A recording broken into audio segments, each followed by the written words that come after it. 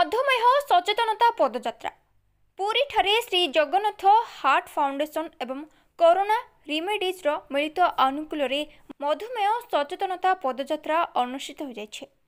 एही पदयात्रा श्री जगन्नाथ मंदिर सम्मुखरू बाहरी गुंडीचा मंदिर जाए चलीथिला एवं सेठारे एक सभारे वरिष्ठ भेषज विशेषज्ञ doctor Ashok Parida, doctor Harivallabh Mahapatra, doctor Shantanu Jena, doctor Girish Behera, doctor Gopalpati तथा जिला आरक्षी अधीक्षक प्रत्येक सिंह एवं समाजसेवी गौरहरि प्रधान, शक्ति नायक, काबा महापात्र, संग्राम कानूनगो, विश्वनाथ पंडा एवं श्याम प्रकाश सेनापति जोगोदे मधुमेह भयावहता उपरे आलोकपात करथिले।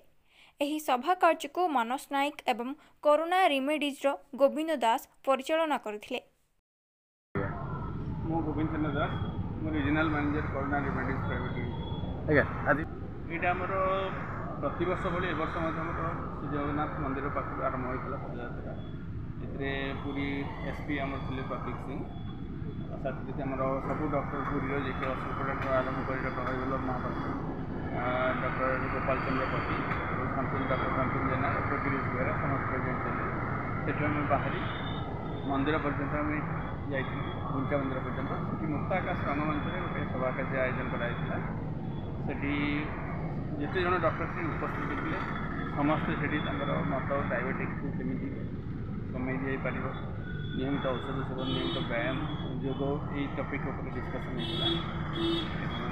होता सभा कार्यक्रम साइन करा। डॉक्टर हरिवल्लभ महापात्र, सेवा and diabetes centre Puri diabetes विशेषज्ञ। सारा पृथ्वी में डायबिटीज बहुत द्रुतगतिर वृद्धि पाँच। केवल पृथ्वी नुहे भारत वर्ष जब आम कह भारत वर्ष में डायबिटीज लोकों संख्या 10 कोटी अधिक है। आम से निहती भाव टे भल कंट्रोल रखा दरकार थी। लोक आम जिते अधिक सचेतन कर लोकर डायबिटीज से भल नियंत्रण रहीपर और डायबिटीज कॉम्प्लिकेशंस को रोकीपर।